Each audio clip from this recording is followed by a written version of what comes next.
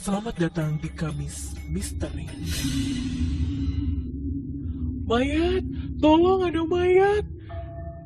Hampir saja kujatuhkan sebuah piring yang sudah kubilas saat mendengar teriakan kencang dari Pak Budi tetanggaku. Dengan cepat kubilas beberapa piring dan sendok yang tersisa. Kemudian dengan tergesa kulangkahkan kaki ke rumah Pak Budi. Aku memandang ngeri ke arah mayat lelaki bernama Ujang tersebut, sembari menutup hidungku. Baunya begitu menyengat dan rasanya aku ingin muntah melihat kondisi mayat dengan kepala bagian belakang telah berlubang. Sebagian orang di sana hanya mampu memandangi sang mayat dengan ketakutan. Akhirnya, seusai zuhur, Ujang pun dimakamkan. Ibunya menangis meraung-raung melihat jasad putranya yang dikebumikan. Kematian tak wajar Ujang yang ditemukan mengapung di Sungai Musi pagi tadi sungguh menghebohkan kampungku. Ujang, lelaki berumur 20 tahunan itu, memang sering memancing ikan sepulang ia bekerja menjadi kuli panggul di Pasar 16. Aku pernah beberapa kali bertemu Ujang yang terlihat memancing di area pinggiran sungai dekat rumahku. Ujang memang telah dikabarkan menghilang sejak 2 hari yang lalu. Namun tak ada yang menyangka, Ujang akan menjadi salah satu korban keganasan hantu Banyu ini. Hantu Banyu atau hantu air merupakan sosok makhluk gaib yang banyak dikenal oleh masyarakat Sumatera Selatan sebagai sosok hantu ganas dan menyeramkan. Setiap tahun, sosok hantu berambut panjang ini akan meminta korban. Itulah kenapa dari dulu banyak orang tua yang melarang anaknya berlama-lama berenang atau memancing di sungai. Hantu Banyu tidak akan melepaskan korbannya hingga ia berhasil menghisap otak dan isi kepala korban. Rambutnya yang panjang, hitam, dan tajam akan mengikat korban sampai terjatuh dan tenggelam di sungai. 3 hari setelah kematian Ujang, kampungku kembali kehilangan seorang wanita bernama Asih. Ibu dengan 2 anak itu menghilang di sore hari menjelang maghrib. Saat itu anaknya yang kedua meminta dimasakkan mie goreng. Bu Asih pun ke warung, tapi hingga menjelang tengah malam Bu Asih belum juga kembali. Suami dan beberapa warga berusaha mencarinya, termasuk mencari ke Sungai Musi menggunakan perahu. Namun Bu Asih belum berhasil ditemukan. Keesokan paginya salah satu warga dikejutkan oleh seorang mayat. Mayat wanita yang tak lain adalah Bu Asih ditemukan di pinggiran sungai dalam keadaan duduk menunduk dan kakinya melipat ke depan dengan posisi tangan memeluk kaki. Sama halnya dengan mayat Ujang, kepala bagian belakang Bu Asih pun berlubang. Suami dan kedua anaknya memeluk orang yang amat mereka cintai dengan berurai air mata. Suami Bu Asih berteriak di depan Sungai Musi dengan keras dan penuh emosi. Air matanya menetes perlahan di wajahnya yang memerah. Kakinya menendang-nendang angin dan jemarinya mengepal kuat sehingga urat-urat tangannya terlihat. Tak terasa mataku pun berair. Kisah pilu yang menimpa mereka memang menyakitkan. Di usiaku yang sudah menginjak 18 tahun ini saja, aku tak ingin ditanggalkan oleh ibuku. Apalagi 2 bocah yang masih sangat membutuhkan sosok seorang ibu. Tuhan, apakah kami harus diam saja dengan kejadian seperti ini? Aku sungguh tak menyangka jika kampungku adalah target si hantu Banyu tahun ini. Korban ketiga kembali ditemukan mengapung tepat di pinggir Sungai Musi saat ayah mulai menyalakan perahu mesin di subuh hari. Sebagai pedagang ikan, memang sehabis sholat subuh ayah akan menyeberangi sungai dengan perahunya untuk membeli ikan kepada para pemancing di daerah seberang sungai. Ayah tidak berteriak saat menemukan mayat pria dengan lubang di kepala belakang tersebut. Ayahku memang bukan tipe orang yang bisa mengekspresikan perasaannya begitu saja. Dengan tenang, ayah memberitahu ibu. Dan aku tidak sengaja mendengarnya dari balik pintu kamarku. Dengan refleks, ku tutup mulut dengan tangan saat mendengar ayah berkata bahwa dia telah menemukan mayat. Adikku menanyakan apa yang sedang terjadi kepadaku. Aku mengatakan apa yang aku dengar dari obrolan ibu dan ayahku.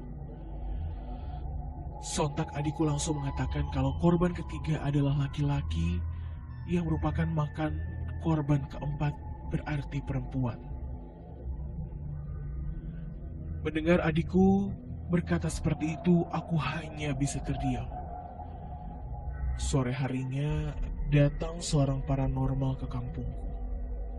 Aku yakin ini pasti permintaan warga yang berharap paranormal itu mampu mengusir hantu Banyu. Ayah dan ibu hanya bisa geleng-geleng kepala melihat puluhan warga mengerumuni sang paranormal yang berdiri di pinggiran sungai.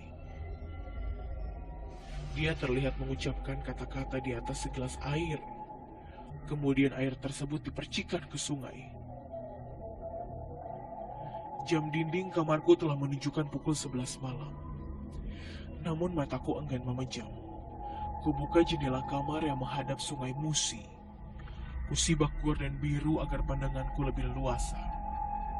Dari kejauhan, jembatan Ampera terlihat tegak berdiri kokoh dengan lampu warna-warni yang indah menghiasinya. Kuhirup udara malam dan kuresapi alunan suara angin yang seolah menyentuh permukaan air sungai. Tiba-tiba, aku dikejutkan oleh sosok yang tengah duduk di atas perahu ayah. Aku ingin menjerit ketika melihat wajah menyeramkan makhluk itu. Dengan matanya yang hitam, seolah tidak memiliki bola mata. Ia menatapku dalam-dalam.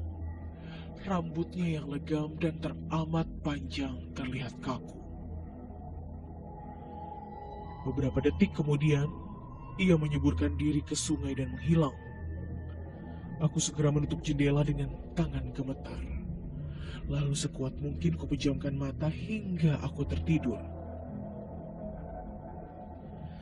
Keesokan paginya aku keluar rumah untuk menjemur pakaian. Biasanya jam 8 pagi seperti ini, pinggiran sungai ramai oleh ibu-ibu yang mencuci pakaian sambil bercerita dan bercanda. Akan tetapi sejak Ujang menjadi korban keganasan hantu Banyu, aktivitas tersebut sudah ditinggalkan. Mereka memilih untuk mencuci di rumah masing-masing. Aku kembali ke rumah dengan tergesa. Aku melupakan sesuatu. Buku yang dipinjam dari perpustakaan sekolah Riko tentang hantu Banyu. Korban hantu Banyu bukanlah diambil secara acak, namun memiliki pola yang bisa dipikirkan jika kau mengetahuinya. Ku ambil kertas dan pena, lalu mulai berpikir. Ku coret kertas tersebut berusaha merangkai pola. Bu Asi ditemukan meninggal 3 hari setelah Ujang. Padanu meninggal 6 hari setelah Bu Asi. Besok tepat 12 hari setelah meninggalnya Padanu. Jika benar pola jarak harinya dikali 2, berarti besok akan ditemukan korban lagi. Korban keempat. Dan korbannya perempuan. Seperti kata Riko yang pernah mengatakan, jika korbannya mungkin berpola laki-laki, perempuan, laki-laki, dan selanjutnya perempuan.